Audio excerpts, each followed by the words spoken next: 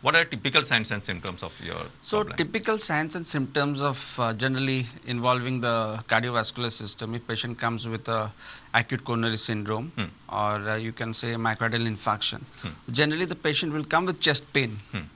It may be associated with shortness of breath, increased sweating or palpitations, and diaphoresis, increased air hunger. Okay, the patient may also may be associated with cough, or there may be patient may also present with acute pulmonary edema in a state of shock, or the patient may also present with acute onset arrhythmias, which are the leading cause of sudden cardiac death.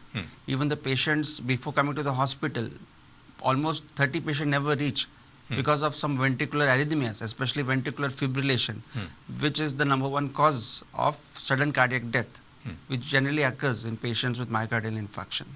So these are the certain typical symptoms that people should understand, that even if you're not having chest pain, but if the patient is a known diabetic or hypertensive, as you said that, in diabetes patients, because of the autonomic neuropathy, okay, the patient will not have pain, but the patient will come with atypical symptoms, maybe increased sweating or increased shortness of breath.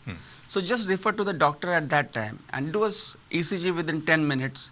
And definitely the referring doctor will definitely analyze the ECG, send the cardiac markers if it is positive.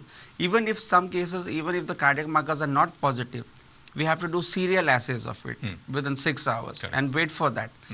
And definitely we should initially prophylactically start on antiplatelet. The loading doses should be given. And definitely it's now that many interventions are there.